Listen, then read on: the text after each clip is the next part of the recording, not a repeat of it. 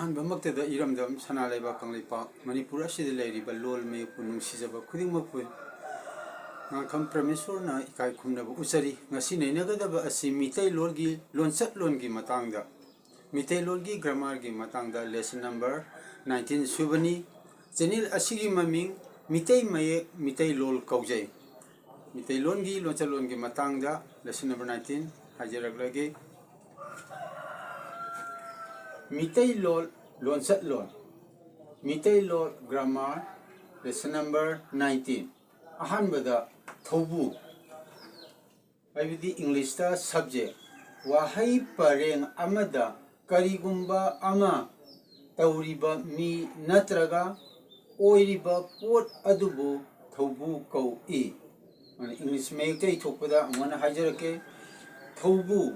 ꯋꯥꯍꯩ ꯄꯔꯦꯡ ꯑꯃꯗ ꯀꯔꯤꯒꯨꯝꯕ ꯑꯃ ꯇꯧꯔꯤꯕ ꯃꯤ ꯅꯠꯇ꯭ꯔꯒ ꯑꯣꯏꯔꯤꯕ ꯄꯣꯠ ꯑꯗꯨꯕꯨ ꯊꯧꯕꯨ ꯀꯧꯏ꯫ ꯏꯪꯂꯤꯁꯀꯤ ꯋꯥꯍꯟꯊꯣꯛꯇ the word that denotes the person or thing about whom or which something is done is called subject. ꯈꯨꯗꯝ ꯑꯣꯏꯅ ꯍꯥꯏꯔꯕꯗ ꯑꯩꯅ ꯂꯥꯏꯔꯤꯛ ꯑꯃ ꯂꯧꯏ꯫ ꯁꯤꯗꯩꯗ ꯑꯩꯅ ꯍꯥꯏꯔꯤꯕ ꯊꯕꯛ ꯇꯧꯔꯤꯕ ꯂꯧꯏ ꯍꯥꯏꯔꯤꯕ ꯚꯥꯕꯁꯤꯒꯤ ꯊꯕꯛ ꯇꯧꯔꯤꯕ ꯑꯁꯦ ꯃꯁꯤꯕꯨ ꯀꯔꯤ ꯀꯧꯏ? ꯁꯕꯖꯦꯛꯅꯤ꯫ ꯑꯗꯨꯒ ꯂꯥꯏꯔꯤꯛ ꯑꯃ ꯍꯥꯏꯕꯁꯤꯅ ꯑꯣꯕꯖꯦꯛꯅꯤ꯫ ꯑꯗꯨ ꯃꯊꯪꯗ ꯃꯈꯥ ꯇꯥꯕ ꯑꯃꯨꯛ ꯍꯥꯏꯖꯔꯛꯀꯦ꯫ ꯊꯧꯕꯨ ꯅꯥꯄꯨ ꯅꯣꯃꯤꯅꯦꯇꯤꯚ ꯀꯦꯁ ꯃꯤꯡꯇꯥꯛ ꯅꯠꯇ꯭ꯔꯒ ꯃꯤꯡꯍꯨꯠ ꯍꯥꯏꯗꯤ ꯄ꯭ꯔꯣꯅꯥꯎꯟ ꯑꯃꯅ ꯊꯧꯇꯥꯛ ꯚꯥꯕ ꯑꯃꯒꯤ ꯊꯧꯕꯨ ꯁꯕꯖꯦꯛ ꯑꯣꯏꯔꯕꯗꯤ ꯃꯁꯤꯕꯨ ꯊꯧꯃꯤꯡ ꯅꯥꯄꯨ ꯅꯣꯃꯤꯅꯦꯇꯤꯚ ꯀꯦꯁ ꯀꯧꯏ꯫ ꯑꯗꯨꯅ ꯅꯣꯃꯤꯅꯦꯇꯤꯚ ꯀꯦꯁ ꯍꯥꯏꯕꯁꯤ ꯀꯔꯤꯅꯣ ꯍꯥꯏꯕꯗ ꯃꯤꯇꯩꯂꯣꯟꯒꯤ ꯃꯃꯤꯡꯗ ꯊꯧꯃꯤꯡ ꯅꯥꯄꯨ ꯍꯥꯏꯕꯅꯤ꯫ ꯃꯊꯪꯗ ꯃꯤꯡꯇꯥꯛ ꯅꯠꯇ꯭ꯔꯒ ꯃꯤꯡꯍꯨꯠ ꯑꯃꯅ ꯊꯧꯇꯥꯛ ꯑꯃꯒꯤ ꯊꯧꯕꯨ ꯑꯣꯏꯔꯕꯗꯤ ꯃꯁꯤꯕꯨ ꯊꯧꯃꯤꯡ ꯅꯥꯄꯨ ꯀꯧꯏ꯫ ꯈꯨꯗꯝꯗ ꯑꯦꯛꯖꯥꯝꯄꯜꯗ ꯑꯣꯖꯥ ꯑꯗꯨꯅ ꯑꯩꯉꯣꯟꯗ ꯂꯥꯏꯔꯤꯛ ꯑꯃ ꯄꯤ꯫ ꯏꯪꯂꯤꯁꯇ the teacher gives me a book. ꯁꯤꯗꯩꯗ ꯁꯕꯖꯦꯛ ꯑꯁꯤ ꯊꯧꯕꯨ ꯑꯁꯤ ꯀꯔꯤꯅꯣ ꯍꯥꯏꯕꯗ ꯑꯣꯖꯥ ꯑꯗꯨꯅ the teacher ꯍꯥꯏꯕꯁꯤ ꯁꯕꯖꯦꯛ ꯑꯗꯨꯅꯤ꯫ ꯁꯤꯗ ꯍꯥꯏꯖꯔꯤꯕ ꯊꯧꯕꯨ ꯁꯕꯖꯦꯛ ꯍꯥꯏꯔꯤꯕꯁꯤ ꯁꯤꯒꯤ ꯑꯦꯛꯖꯥꯝꯄꯜꯁꯤꯗ ꯌꯥꯎꯔꯤꯕ the teacher ꯍꯥꯏꯔꯤꯕ ꯑꯁꯦ ꯁꯕꯖꯦꯛꯅꯤ꯫ ꯑꯣꯖꯥ ꯑꯗꯨꯅ ꯍꯥꯏꯔꯤꯕ ꯁꯕꯖꯦꯛꯅꯤ꯫ ꯑꯗꯨꯒ ꯅꯣꯃꯤꯅꯦꯇꯤꯚ ꯍꯥꯏꯔꯤꯕꯁꯤꯅ ꯅꯣꯃꯤꯅꯦꯇꯤꯚ ꯍꯥꯏꯕꯗꯤ ꯀꯩꯅꯣ ꯁꯤꯗ ꯍꯥꯏꯖꯔꯤꯕ ꯊꯧꯃꯤꯡ ꯅꯥꯄꯨ ꯊꯧꯃꯤꯡ ꯍꯥꯏꯔꯤꯕꯁꯦ ꯅꯣꯃꯤꯅꯦꯇꯤꯚ ꯍꯥꯏꯕꯁꯤ ꯀꯩꯅꯣꯗ ꯁꯕꯖꯦꯛ ꯋꯥꯔꯗ ꯊꯧꯕꯨ ꯑꯣꯏꯔꯤꯕ ꯋꯥꯍꯩ ꯑꯗꯨꯅꯤ꯫ ꯑꯃꯔꯣꯝꯗ ꯍꯥꯏꯔꯒ ꯏꯝꯄꯣꯔꯇꯦꯟ ꯋꯥꯔꯗ ꯃꯔꯨꯑꯣꯏꯕ ꯋꯥꯍꯩ ꯑꯗꯨꯅꯤ꯫ ꯑꯗꯨꯗꯤ ꯅꯣꯃꯤꯅꯦꯇꯤꯚꯁꯤ ꯀꯩꯅꯣ? ꯑꯣꯖꯥ ꯍꯥꯏꯔꯤꯕ ꯇꯤꯆꯔ ꯍꯥꯏꯔꯤꯕꯁꯦ ꯃꯁꯤꯅ ꯅꯣꯃꯤꯅꯦꯇꯤꯚꯅꯤ꯫ ꯑꯗꯨꯅ the teacher gives me a book. ꯑꯣꯖꯥ ꯑꯗꯨꯅ ꯑꯩꯉꯣꯟꯗ ꯂꯥꯏꯔꯤꯛ ꯑꯃ ꯄꯤ ꯍꯥꯏꯕꯗ the teacher ꯍꯥꯏꯕꯁꯤꯅ ꯁꯕꯖꯦꯛꯅꯤ꯫ ꯑꯗꯨꯒ ꯃꯔꯨꯑꯣꯏꯕ ꯋꯥꯔꯗ ꯋꯥꯍꯩ ꯑꯣꯏꯔꯤꯕ ꯑꯁꯤꯅ ꯇꯤꯆꯔ ꯑꯁꯤꯅ ꯑꯣꯖꯥ ꯑꯁꯤꯅ ꯅꯣꯃꯤꯅꯦꯇꯤꯚꯅꯤ꯫ ꯑꯗꯨꯗꯤ ꯃꯈꯥ ꯇꯥꯕ ꯑꯃꯨꯛ ꯃꯤꯇꯩꯂꯣꯟꯒꯤ ꯂꯣꯟꯆꯠꯂꯣꯟꯒꯤ ꯃꯇꯥꯡꯁꯤꯗ ꯑꯃꯨꯛ ꯃꯈꯥ ꯇꯥꯕ ꯑꯃꯨꯛ ꯍꯥꯏꯖꯔꯛꯀꯦ꯫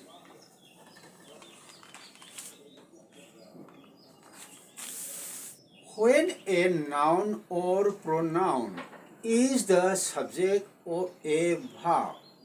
it is said to be in the nominative case. aduna subject habsi kaino thawuni hauji mamang da haijagibudu the student take a pen haibasi deida the student haiba apunba asina subject ni adu nominative tuna thawming duna students haibini ani mitei londa nominative habsi kari haibada thawming hai aduga subject ki mateng pangba wahai yauriba the students haiba apunba sina subject oire adu students haibisina thawming adi nominative oire adi makha taba amo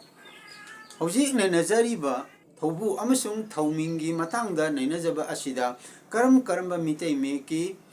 mayeksing amasung english mayeksing sizinage haibado amo hana haibetang tetangna hajarake asterisk number 1 sida lele asterisk number 1 hana su mathang haja kre adubu sida de su amu hena mayek shangna hajar poni inap lum masi falling to ni e english ta e ga mane masi secondary symbol ni mitai lon haibeda sida lum nami base inap si lum ji falling to ni mitai lon har sida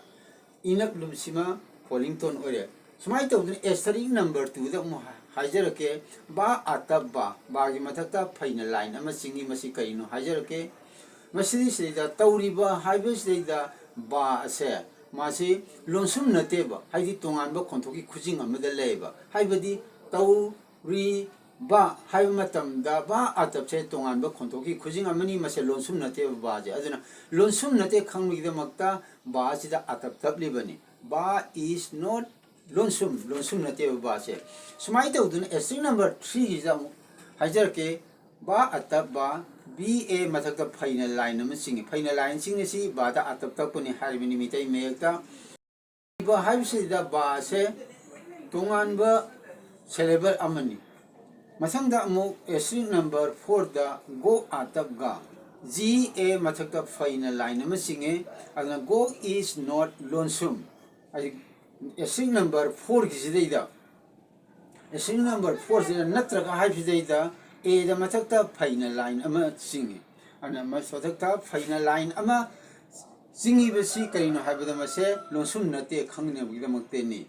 natraga haibda tongana leiba haitare masigi haibidi tongan ba khon khujing oina leiba mathangda asterisk number 5 ki matang da amu hajarake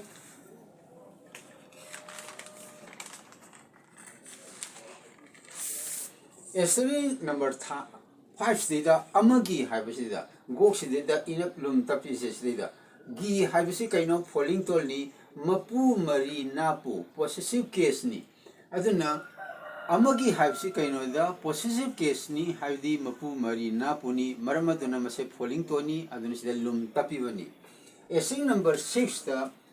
unap lum masi kaino falling to ni o mane mase secondary symbol ni mitelon da haruga saitap ni asterisk number 6 asterisk number 6 unap sida lum tape mase falling to ni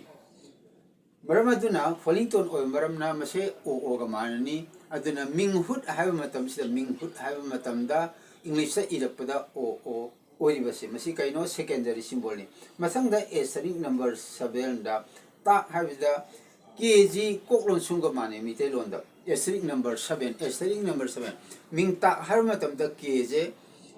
lon sumni anke koklon sunga mane aduna mingta hariba khonthoki khujing asidai yauriba a je long ton oi maramna a oirabani hana mamang desu haja kre karigumba khonthoki khujing amada lon sumna loirabadi khonthoki khujing ayuda ahan badu आगे खंथोक chain लोंग tone ओई तारगदी ए लेगनी मरमदी आई हान ममंगदे सु हाइजखरे करिगुंबा खंथोकी खुजिंग असिदैदा लोंग tone ओइबा तारबदी आगे खंथोक ओइब तारगदी नत्रगा आगे खंथोक ओइद्रबा आदि लोंग tone ओइबा मता short tone अनेम्बा toll ओइ तारगदी मदुगी खेनबा तोंगान तोंगान मवाहाई लेबा मरमना लोंग टोन ओरगदी ए हाकुनि हाइबसी हान ममंगदे सु हाइजखरे मरमदुना ता हाबजी लोंग टोन ना ए जे ए अनि ओरे ngasigiदी लेसन नंबर 38 मितै लोनगी लोनसत लोन मितै लोनगी ग्रामर लेजबा मतंग असिदा लेजरे